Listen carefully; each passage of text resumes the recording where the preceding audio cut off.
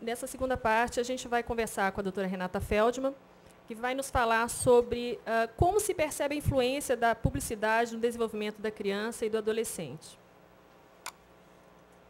Mais uma vez, eu fico muito feliz de estar aqui, porque hoje eu sou psicóloga, mas eu já fui publicitária um dia. Minha primeira formação é como publicitária. Eu trabalhei 17 anos em agências de publicidade como redatora, criando campanhas publicitárias para os diversos públicos-alvos. Não tinha muitas campanhas para criança, não. Mas eu já tinha muito essa preocupação. Parecia que eu já estava já me indo para a psicologia, né, e muito atenta com essa questão da psicologia do consumidor, né, como que a propaganda afeta, né, esse consumidor mirim, né, que ainda é tão limitado mesmo, né, em função de estar mesmo em formação. E aí, como um começo de conversa, eu queria contar um pequeno caso real que aconteceu com a minha filha. Hoje ela tem 7 anos, na época ela estava com 4 anos. E foi um caso que eu relatei no meu blog. Ela assistia muito a Discovery Kids. E aí eu vou ler para vocês, é rapidinho. Horário nobre, Discovery Kids, intervalo comercial. De repente, a tela é tomada por uma porção de ratinhos de pelúcia coloridos, dirigindo carrinhos, deslizando dentro de bolhas, fazendo todo tipo de acrobacia. Não deu tempo nem de acabar a propaganda, e a minha filha já foi pedindo, no maior entusiasmo, conhecedora de causa do assunto. Eu quero, mãe, eu quero. Me dá um Zuzu Pet? Zuzu o quê, filha? Zuzu Pet, mãe. Repete. Zuzu Pet. Aprendeu? Eu quero. Quem sabe no Dia das Crianças, né, filha? Eu quero o rosa, o azul, o amarelo. Ixi, filha, e a mamãe não tem dinheiro. Compra dinheiro, mãe. Então, daqui a gente já pode começar a refletir, né? Que mundo é esse, né? Não só da propaganda, né? Dos ratinhos coloridos e tantos outros mais, bichinhos e carrinhos e brinquedos e batatas fritas, como esse universo infantil, né? Como que a gente pode pensar nesse encontro, nesse diálogo, nessa interação? Então, de um lado, nós temos a publicidade infantil, né? Aliás, a publicidade como um todo, eu acho que é muito sedutora, né? Ela nos capta também muito, nós adultos.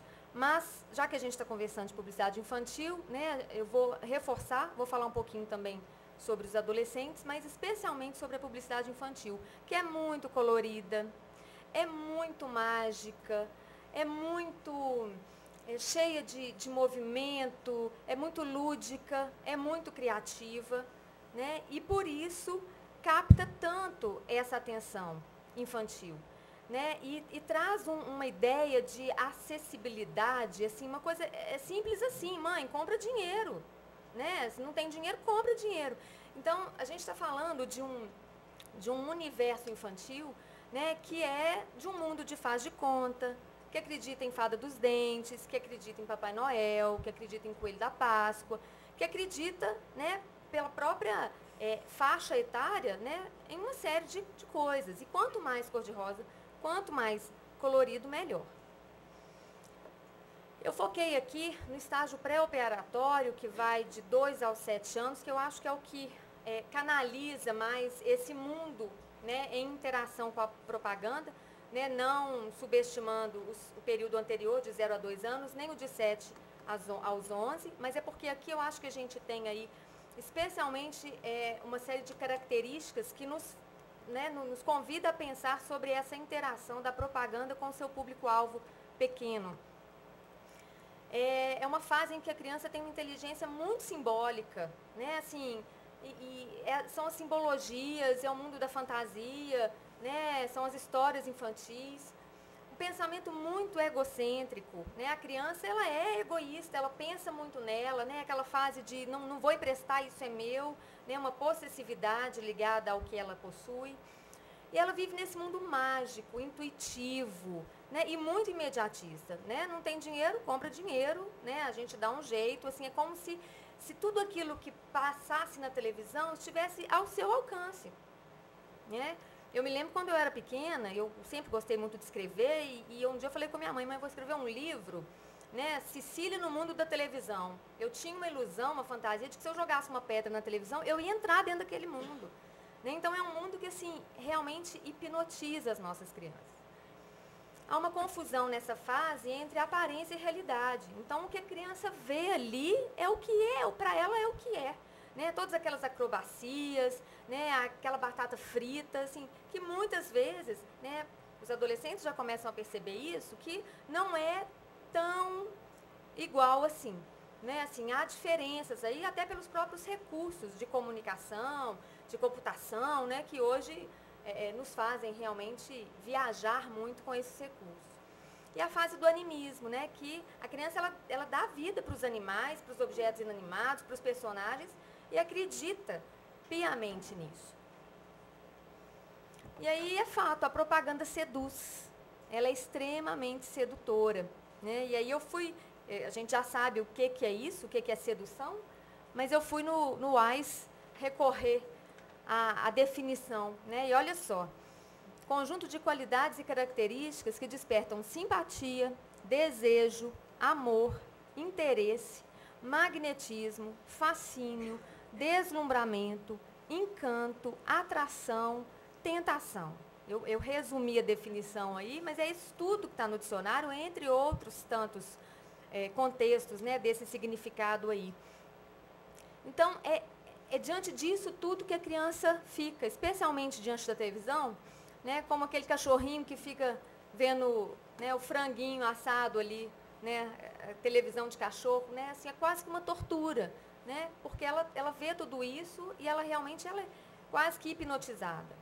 Né? Já teve vezes que eu cheguei em casa, meus filhos estavam vendo televisão e eu falei, nossa, desliga porque vocês estão completamente hipnotizados, vamos brincar. Né?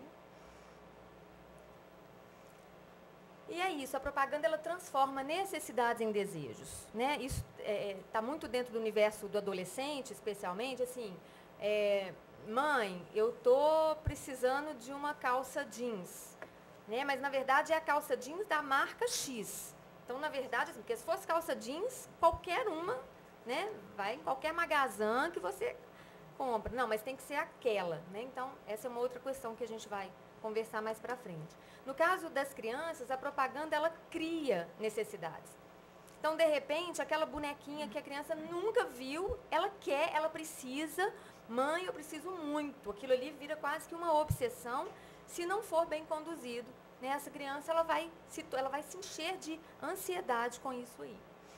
Então, eu lembro que quando eu trabalhava com publicidade, né, e dava aula sobre isso, eu ensinava os alunos, eu falava, olha, a propaganda ela tem o objetivo de vender. E ela tem 4 etapas para chegar a essa venda. Ela vai chamar a atenção da criança, ela precisa da criança, do público-alvo, ela precisa causar interesse, despertar o desejo e gerar ação de compra. O problema nosso aqui é que quem vai ser acionado para ação de compra é pai e mãe. Né? São os adultos e não são as crianças. As crianças vão simplesmente e de forma insistente, muitas vezes exaustiva, elas vão pedir, elas vão dar o grito. Eu quero, e essa repetição aí, ela quer, né? Até ela conseguir. E muitas vezes, quando conseguir, aquilo ali nem vai ter mais tanta importância para ela. Então, a criança, ela ainda não tem autonomia, mas tem muita vontade. Então, se a gente pensar na dimensão intelectual dessa interação, desse desenvolvimento infantil, a criança não tem ainda uma maturação intelectual, né? O repertório dela, cognitivo, ainda está sendo formado. Cássia. Ela tem imaturidade emocional e intelectual, né? Ela introjeta, incorpora os valores e regras de condutas que são colocados. Ela tem mesmo uma submissão às figuras de autoridade.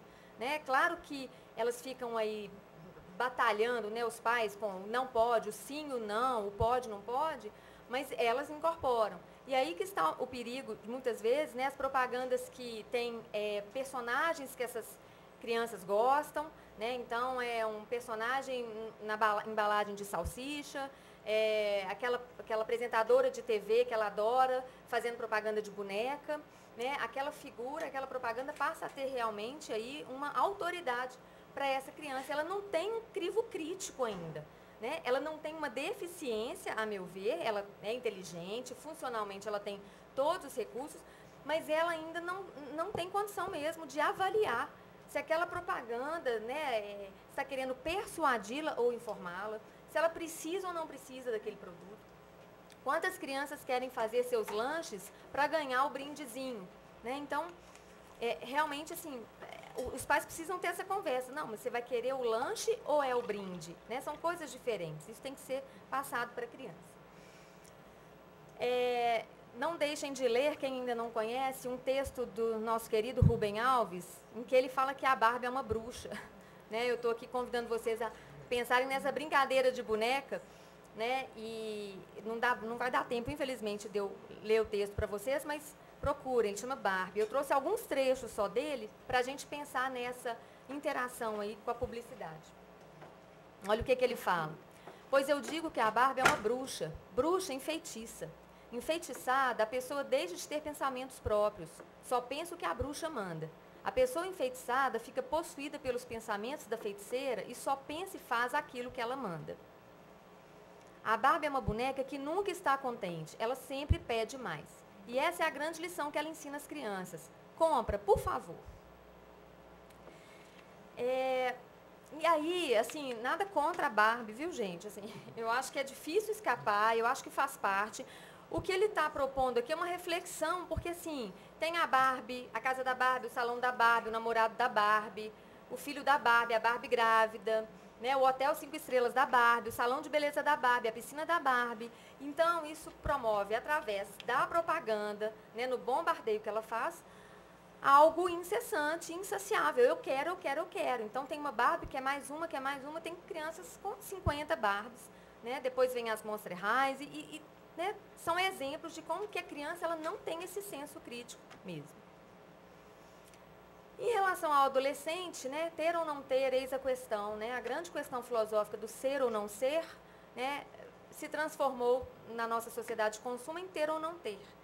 Os adolescentes são um pouco mais, eles já têm uma formação, né, mais evoluída do que as crianças, no sentido da cognição, da autonomia intelectual, do juízo moral. Eles têm uma maior resistência a esses apelos, porque eles já questionam mais, eles criticam mais, eles já têm aí uma estrutura operatória muito mais formada. E uma descentração afetiva, eles não ficam muito, né, tudo sou eu quero, eu preciso, eles já dialogam melhor com o outro. Mas eles estão em busca de identidade. E aí, nessa hora, eles também se tornam um alvo frágil da propaganda, porque muitas vezes, em busca de se encontrarem, né, eles vão encontrar aí propagandas de roupas, de carros, né, que vão, ao invés de promover esse encontro, né, consigo mesmo, assim, eles podem se perder um pouco, dependendo de como que essa propaganda é abordada. Finalizando, nós sempre, há uma lei universal de causa e efeito em todas as relações. Né, o tempo todo nós causamos efeitos uns nos outros, efeitos que podem ser nocivos ou saudáveis, bons ou ruins. Então, eu encerro aqui a minha reflexão pensando nisso, né, assim, a propaganda com certeza exerce uma influência, sim, sobre todos nós, né, e especialmente sobre a criança e o adolescente. Obrigada. Obrigada, doutora Renata, pela exposição.